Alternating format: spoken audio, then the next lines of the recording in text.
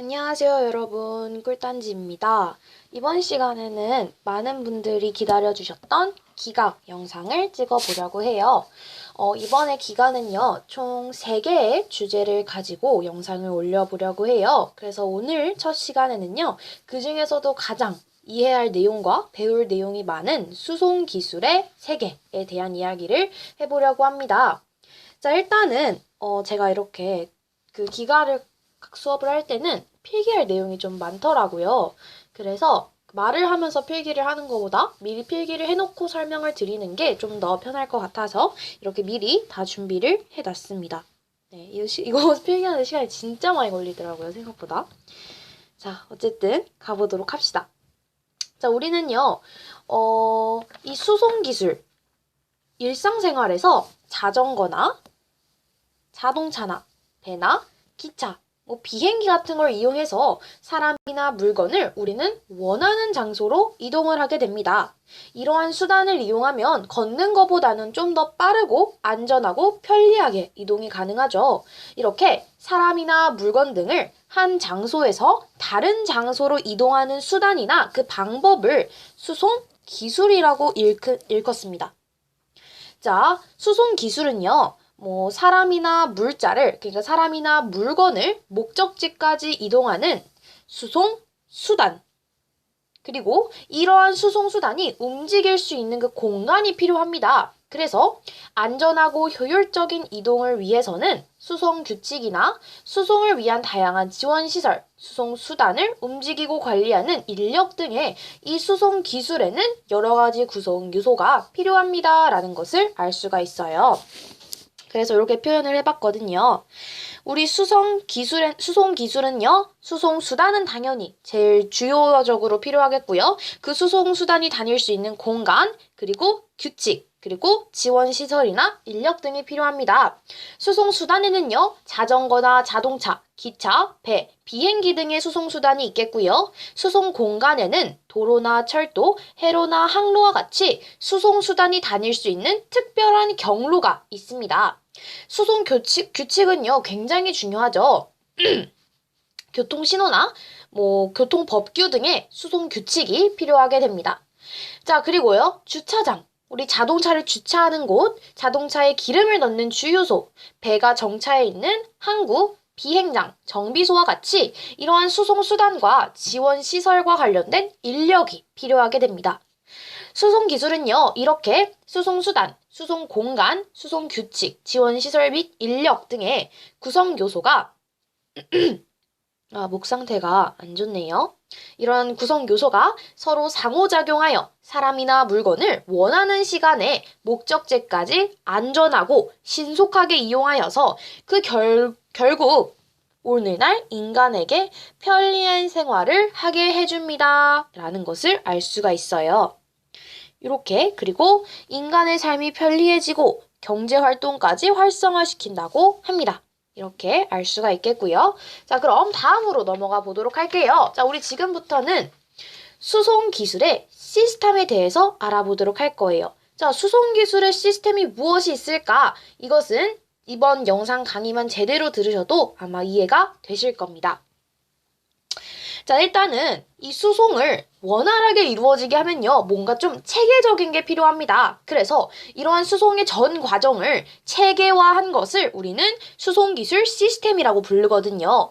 이 수송기술 시스템은 투입, 과정, 산출, 되먹임의 단계로 이루어지게 됩니다. 자, 이따가 우리가 좀 나중에 배울 내용이기는 한데 정보통신 기술에서 정보통신 기술의 시스템도 나오게 되거든요. 그때도 투입, 과정, 산출, 되먹임의 단계가 이루어지게 됩니다. 그 단계를 그러면 시스템이 나오면 투입, 과정, 산출, 되먹임을 기억해주면 되겠구나 라고 생각하시면 돼요. 일단은 그러면 투입 단계, 과정 단계, 산출 단계, 되먹임 단계까지 하나하나 파헤쳐보는 시간을 가지도록 하겠습니다. 자, 일단은요, 투입 단계는 준비 단계입니다 라고 생각해 주시면 돼요. 그래서 수송 수단을 움직이는 에너지나 수송 대상이나 수송 수단, 수송 공간, 수송 인력 아니면 다양한 시설 등이 이 수송 투입 단계의 준비가 되게 됩니다. 그러니까 이 투입 단계에는 우리가 아까 배웠던 수송 기술의 구성 요소가 준비됩니다 라고 생각해 주시면 돼요. 자, 과정 단계로 보면요. 과정 단계에서는 수송이 이루어지는 단계입니다. 그래서 수송 수단이 아까 투입 그 단계에서 준비가 됐었잖아요. 이때 준비된 수송 수단을 이용하여 원하는 장소까지 화물이나 사람을 이동하는 것이 이 과정 단계가 돼요. 그래서 사람이 탑승하거나 그 사물을 적재한 다음에 이동을 해서 하차 또는 하역을 하게 되고요. 그것이 이동되고 배달되게 됩니다. 자, 그러면요. 그 결과로서 산출 단계까지 오게 되거든요. 단계는 도착합니다. 최종 목적지에 도착하는 단계입니다. 라고 생각해 주시면 됩니다. 그래서 사람 또는 물건이 목적지에 도착 또는 배달되는 단계입니다. 라고 생각하시면 되겠습니다. 자, 근데 마지막에 이 되먹임 단계도 중요합니다. 까먹으시는 분들이 많은데요. 되먹임 단계는요, 수송이 제대로 이루어지지 않았을 때 그 문제가 되는 조금 막혔던 그 단계로 다시 돌아가서 그 단계부터 차근차근 다시 시작하는 겁니다. 그래서 투입 과정부터 잘못되었다면 산출되고 나서 되먹임의 단계로 돌아오면 투입으로 다시 들어가게 될 거고요. 과정 단계에서 뭔가 문제가 생겼었다 하면은 과정 단계로 돌아가게 되는 것입니다. 이런 식으로 우리는요, 수송 기술 시스템에 사람이나 물자 등이 제대로 수송되지 않았을 때에는 되먹임의 과정을 통해 문제를 해결합니다. 라고 하시면 되겠습니다.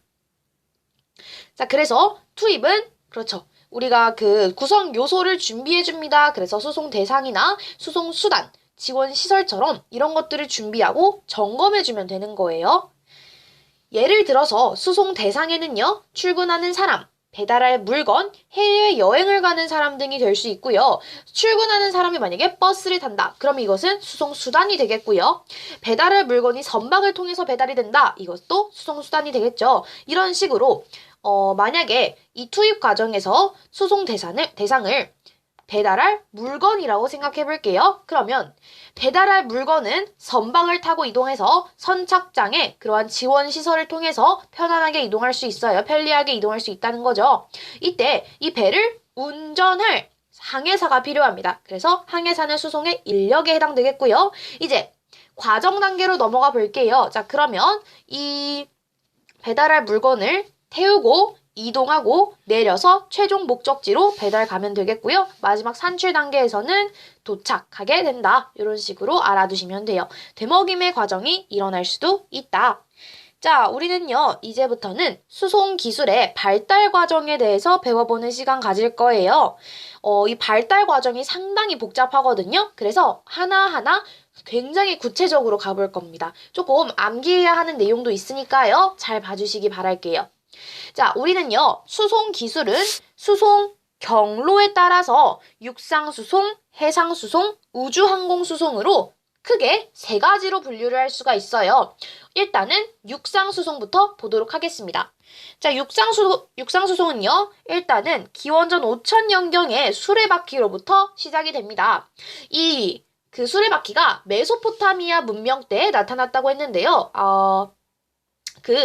제가 세계사 영상을 전에 찍었었는데 그때 세계 4대 문명을 했었어요. 그때 가장 처음이 메소포타미아 문명이었거든요. 그때 영상 보시면 아마 수레바퀴 내용이 언급이 되었을 거예요. 어쨌든 이 수레바퀴는 기원전 5000년경 발명되었습니다. 이 수레바퀴를 시작으로 해서 육상수송은 아주 크게 발달하게 되거든요. 초기에는요, 사람이나 가축의 힘을 이용해서 수레나 마차를 움직였습니다. 또는 제임스 와트가 증기기관을 동력으로 해서 이제 발명을 했거든요. 그걸 이용한 증기 자동차나 증기선, 기관차 등이 만들어졌습니다. 그 이후에 가솔린 기관이나 디젤 기관 등을 사용하는 자동차라는 것이 발명이 되고요. 오늘날에는 하이브리드 자동차, 전기 자동차, 연료전지 자동차 등과 같은 친환경 자동차를 개발하여 사용하고 있습니다. 라고 해요. 이거를 좀 설명을 드리고 우리 육상수송을 더 제대로 알아보도록 할게요. 우리가 원래 그러면 여기까지는 내연기관과 외연기관을 우선 설명을 드리도록 하겠습니다. 자, 내연기관이라는 것은 연소하는 과정이 안에서 보이는 기관이에요. 즉, 우리는 바깥쪽에서 연소하는 과정을 볼 수가 없는 것이죠. 자, 연소를 하는 과정이 밖에서 밖에서 보이는 것은 외연기관이라고 하고요. 안에서 보이는 것은 내연기관이라고 이야기를 했어요. 이따가 퀴뇨의 증기자동차를 볼 거거든요. 퀴뇨의 증기자동차는 대표적인 외연기관의 예입니다. 그래서 이 퀴뇨의 증기자동차는요, 바깥쪽에 연소하는 그 기관이 달려 있어요. 그리고 내연기관은 안에 연소하는 기관이 달려 있거든요. 이 외연기관 다음에 내연기관이 나오는데 이 내연기관을 좀 자세히 보자는 거예요. 자, 내연기관이라는 것은 안에 가솔린이나 디젤을 이제 그 기관에 장착해서 움직이는 그러한 기관이에요. 즉, 휘발유나 경유나 천연가스 등을 이용하거든요. 휘발유가 영어로 하면 가솔린이고 경유를 영어로 하면 디젤이거든요. 그래서 가솔린은 휘발유를 뜻하는 것이고 디젤은 경유를 뜻하는 것이라는 걸 기억해 주시면 이따가도 헷갈리지 않으실 거예요. 어쨌든 이 내연기관에는요. 이 세 가지를 기억해 주시면 되는데 이 휘발유, 경유, 가스는 대표적인 화석 연료예요. 자, 화석 연료는 우리가 지금까지 계속 써오고 있던 연료입니다. 그런데 문제가 생겼죠. 바로 이 화석 연료는 언젠가는 고갈이 될 거라는 소리가 나오고 있어요. 또한 환경을 오염시킨다고 합니다. 맞나요? 그죠? 그래서 이 환경 오염 그리고 자원 고갈의 문제점 때문에 더 이상은 화석 연료를 사용하지 못하는 날이 가까이 오고 있습니다. 그러므로 인류는 새로운 그런 연료를 개발해야 되는데 그것이 바로 이 친환경 자동차이라는 거죠. 원래는 화석 연료를 사용해서 그 내연기관 자동차로 이렇게 움직였었는데요. 이제는 친환경 자동차가 발명되었습니다. 라는 것을 알 수가 있다는 거죠. 자, 가장 먼저 하이브리드 자동차에 대해서 좀 알아보도록 할게요. 하이브리드 자동차는 내연기관과 전기를 합쳐서 만든, 그러니까 전기도 사용하고 내연기관도 사용할 거예요. 우리가 이따가 여기 나오거든요.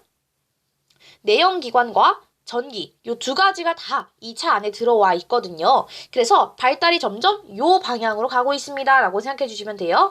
이따가 더 구체적으로 알려드릴게요. 자, 전기 자동차는 전기를 사용해서 운행하는 거고요. 연료 전지차는 연료 전지를 사용해서 운행을 하는 것인데, 연료 전지를 제가, 여기다가도 필기를 해놨고, 또 다른 페이지에서 더 구체적으로 필기되어 있는 게 있거든요. 그걸로 보여드릴게요. 좀 이따가. 일단은 퀴뇨의 증기자동차로 넘어갑니다.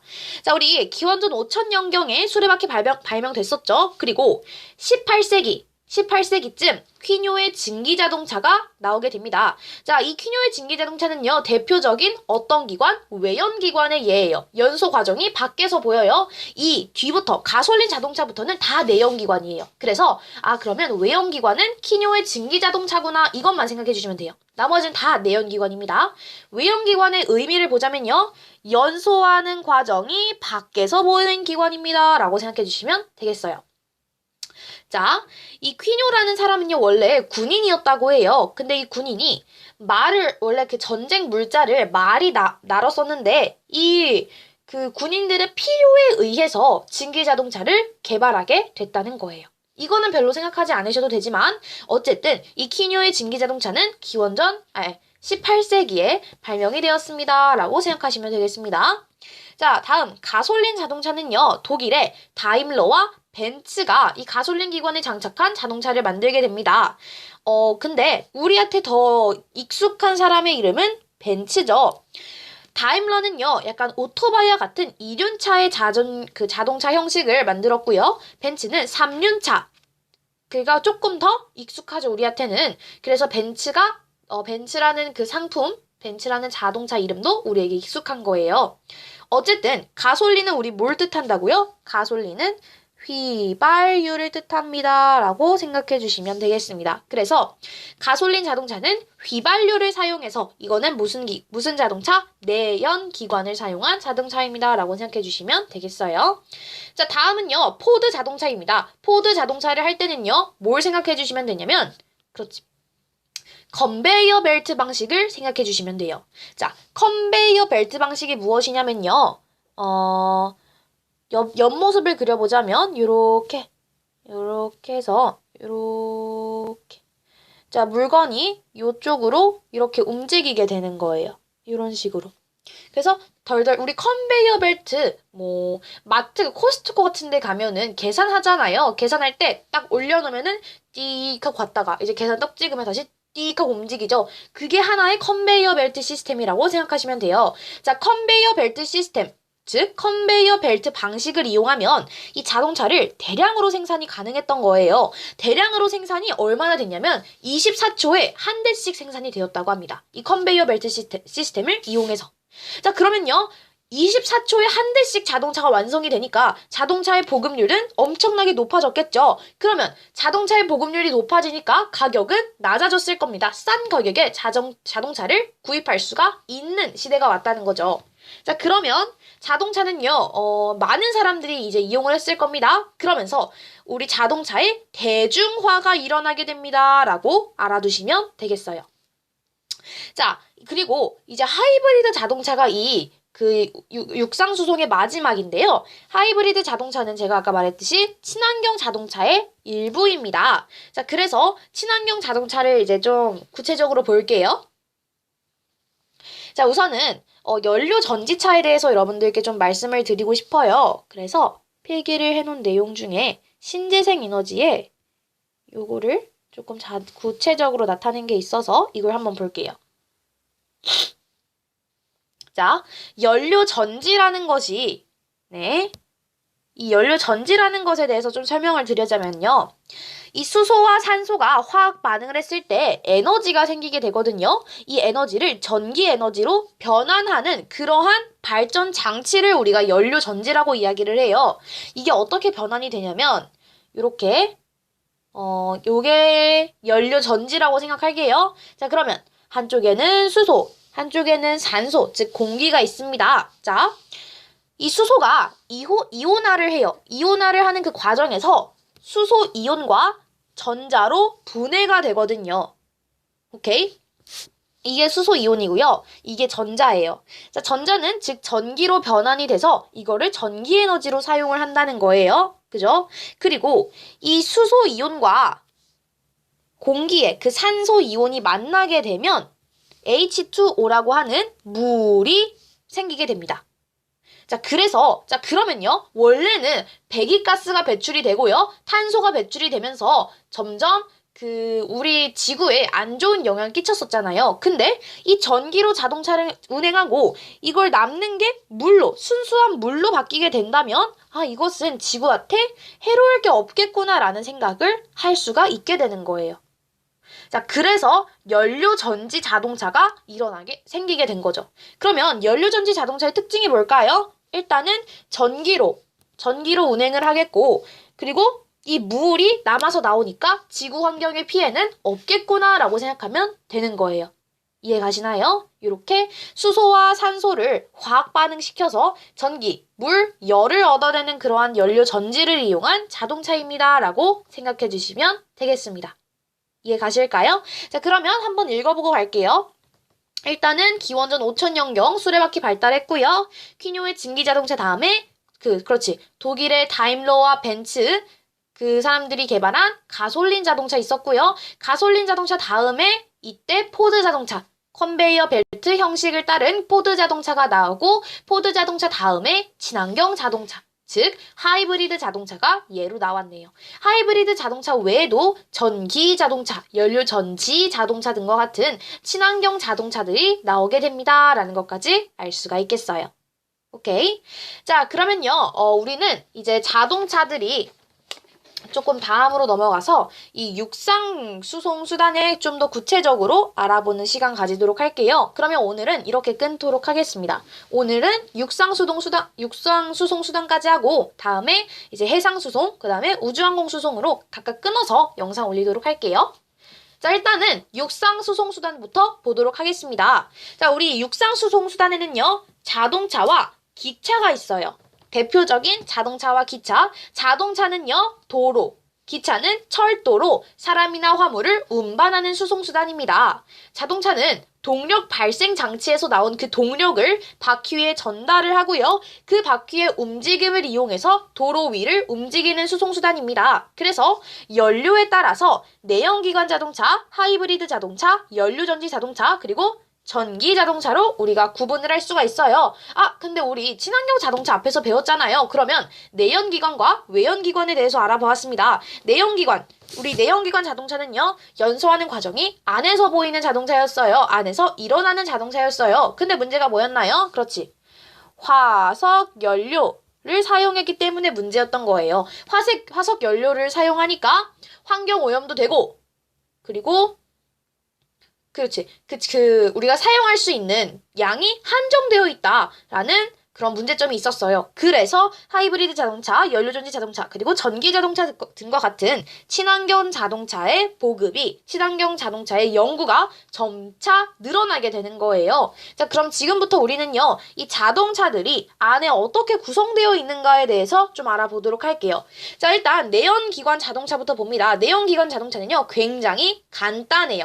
자, 내연기관 자동차는요, 일단은 당연히 내연기관이 있죠. 즉, 연소하는 과정이 안에서 보이니까 자동차 안에 이 내연기관이 있는 거예요. 내연기관이 있고요. 근데 이 연료를 내연기관한테 보내줘야 하겠죠. 이 연료가 뭐 가솔린이 될 수도 있고요. 디젤, 즉 휘발유가 될 수도 있고 경유가 될 수도 있는 거예요. 그러한 휘발유나 경유를 넣어줄 연료 탱크가 필요한 거죠.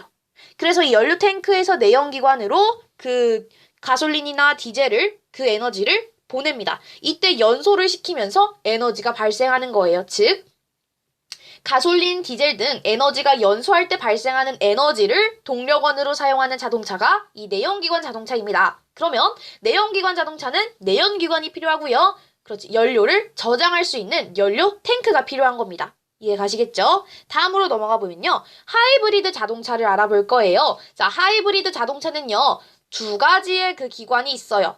내연기관과 전동기, 즉 내연기관과 전기를 둘 다 사용하는 두 가지의 동력기관을 가진 자동차가 되겠습니다. 내연기관이 있으려면요, 연료 탱크는 필수예요. 내연기관과 연료 탱크는 같이 간다 생각하시면 되겠는데, 내연기관이 있으니까 연료 탱크 있겠죠? 그럼 요거 하나, 이렇게 하나가 짝이고요. 축전지라는 것이 있어요. 이 축전지와 전원 제어 장치, 그리고 전동기가 또 있습니다. 이렇게. 그래서 이 내연기관과 전동기를 두 가지의 동력기관을 사용하여 전기를 생산해냅니다. 라고 알아두시면 돼요. 즉, 일단 요 하이브리드 자동차는 내연기관과 연료전지 자동차의 가운데 중간쯤이라고 생각해 주시면 돼요. 그래서 내연기관도 사용하는데 그러면 내연기관만 사용하는 것보다 즉 화석연료만 사용하는 것보다는 전기를 같이 사용하는 게 화석연료의 사용량을 좀 줄이는 데 도움이 될 것 같다라고 생각하면서 이렇게 하이브리드 자동차로 발달해 오게 된 것이죠. 자, 그리고 연료전지. 자, 우리 연료전지에 대해서 방금 전에 알아보았습니다. 여기가 수소고요. 여기가 산소가 있었어요. 수소가 이온화하면서, 그렇지. 수소 이온과 전자 이온으로 나뉘게 되었습니다. 분리가 됐었어요. 그때 이 전자가 전기고요. 그때 남아있던 수소와 산소가 합쳐져서 물이 화학 반응을 인해서 물이 나오게 됩니다. 라는 것을 알 수가 있습니다. 자, 그러면요. 이 연료전지 자동차는요. 수소가 필요해요. 그죠? 수소와 산소를 맞닥뜨려서 수소와 산소를 만나게 해서 물도 나오게 된 거니까요. 그리고 수소로서 전기를 만들어내기 때문에 수소 저장 탱크가 필요합니다. 그리고 연료 전지가 필요하겠죠. 이 수소를 전기로서, 수소를 이온화시켜서 전기로 나오게 하게끔 하기 위한 그러한 전지가 바로 이 연료 전지이기 때문에 연료 전지가 필요한 거예요. 그리고 전동기가 필요한 거죠. 전기 나오면 무조건 전동기가 들어간다라고 이해하시면 돼요. 자, 그러면 여기 특징이 있네요. 바로 친환경 자동차에는 다 전동기가 있습니다. 왜냐? 전기를 사용하니까. 이렇게 생각하시면 되겠고요. 자, 다음으로 넘어갈게요. 마지막은 전기자동차입니다. 당연히 전동기 있겠고요. 축전지라는 것이 있어요. 축전지는요, 전기를 저장하는 장소예요. 그래서 전기를 저장한 축전지에 그 저장된 전기를 동력원으로 사용하는 자동차가 이 전기자동차입니다. 오케이? 자, 그러면 이 지금 암기가 되었겠죠? 자, 여기를 보지 않고 이야기를 좀 해봅시다. 자, 내연기관 자동차는요, 그냥 지금 총 정리하는 거예요. 네, 내연기관 자동차는 연료 탱크와 내연기관이 있었어요. 왜? 내연기관이 있으려면 연료 탱크가 필요한 거예요. 오케이. 자, 하이브리드 자동차는요, 동력기관이 총 2개였습니다. 하나는 내연기관, 그리고 내연기관과 연료탱크가 한 쌍, 축전지와 전원제어 장치와 전동기가 한 쌍. 자, 다음. 연료전지 자동차는요, 연료전지가 있어야 됐어요. 그리고, 친환경 자동차이기 때문에 전동기가 필요한 거죠. 그죠? 연료전지와 전동기 있었고요. 연료전지는 수소를 전기로 변화시키는 그러한 전지였어요. 그러니까 수소 저장 탱크까지 필요한 것이죠. 마지막 전기자동차 간단합니다. 전동기 일단 필요하고요. 전기를 저장하는 축전지가 필요한 겁니다. 이렇게 해서 우리는요, 내연기관 자동차, 하이브리드 자동차, 연료전지 자동차, 전기 자동차에 대해서 어떻게 구성되어 있는가에 대해서 알아보는 시간 가졌습니다. 자, 그러면요, 내연기관 자동차, 이걸 다 글로 읽어보자면, 내연기관 자동차는 가솔린이나 디젤 등 에너지가 연소할 때 발생하는 그러한 에너지를 동력원으로 사용하는 자동차. 뭐 필요했었나요? 내연기관과 연료 탱크가 필요했어요. 자, 다음. 하이브리드 자동차는요, 2가지의 동력기관, 내연기관과 전동기, 이 2가지의 동력기관을 사용하는 자동차였어요. 자, 그러면, 전동기는요, 뭐가 있었죠? 그렇지. 축전지와 전원제어 장치가 필요했고요. 내연기관은 연료 탱크가 필요했죠. 이 2가지의 동력기관. 자, 그리고 연료전지 자동차로 넘어가 보면요, 연료전지가 생산한 전기를 동력원으로 사용하는 자동차였어요. 그러면 연료전지 자동차는 일단 수소 저장 탱크 필요하고요. 연료전지 필요하고 전동기가 필요하겠네요. 자, 다음 마지막 전기 자동차는요, 축전기에 저장된 그 전기를 동력원으로 사용하는 자동차입니다. 2가지 필요했어요. 축전지와 전동기. 이렇게 알면 되겠습니다.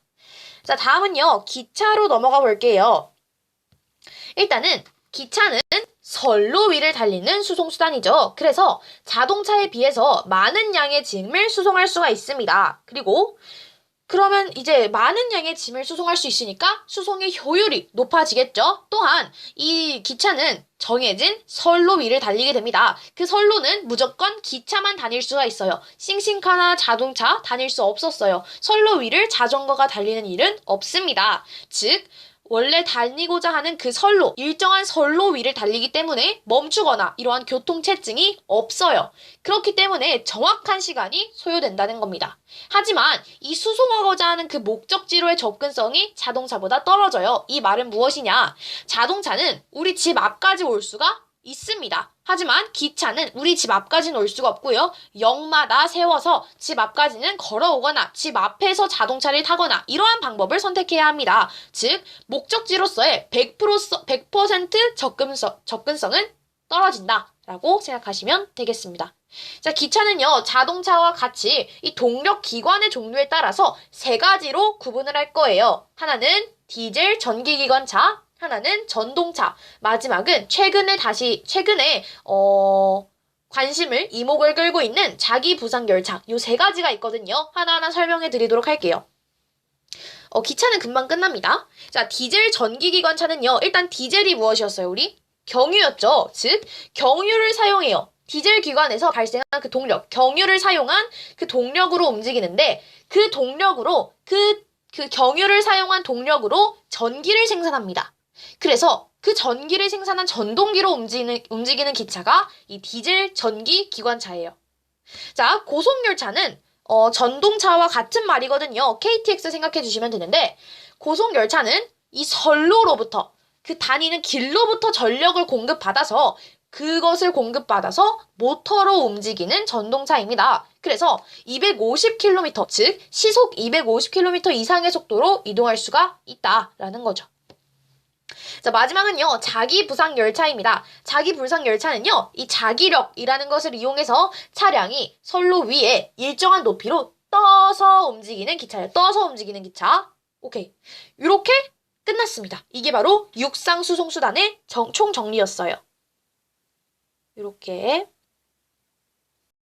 상당히 많은 내용을 했죠. 제가 이걸 하나하나 필기를 하면서 그렸다면 아마 1시간이 넘게 걸렸을 것 같은 내용이었습니다. 자, 우리는요, 이렇게 해서 이번 시간에는 수송수단이 어떤 것인가, 그리고 그것을 3가지로 육상수송수단, 해상수송수단, 그리고 우주항공수송수단으로 나눠봤고요. 그 중에서 오늘은 육상수송수단에 대해서 알아본 겁니다. 이번에 기억할 것은요. 일단 제일 중요한 것은 그 발달사, 일단은 수레바퀴에서 퀴뇨의 증기자동차에서, 가솔린 자동차에서 포드 자동차, 그리고 마지막 친환경 자동차인 하이브리드 자동차. 요거 기억해 주시면 되겠고요. 그리고 우리 이게 어떻게 자동차가 내연기관, 하이브리드, 연료전지, 전기자동차 이게 어떻게 안에가 구성되어 있는가 이거를 기억해 주시면 되겠습니다. 그리고 기차 또한 중요하니까요. 기차보다는 자동차가 좀 더 중요해요. 그래서 자동차에 좀 더 힘을 많이 쏟으시면 되겠습니다. 자, 그러면요. 네, 많은 분들이 기다리셨던 기가 영상 첫 번째 이렇게 마치도록 하겠고요. 다음 시간에는요. 우리 해상수송의 그 발달사 그리고 왜 이렇게 발음이 꼬이냐?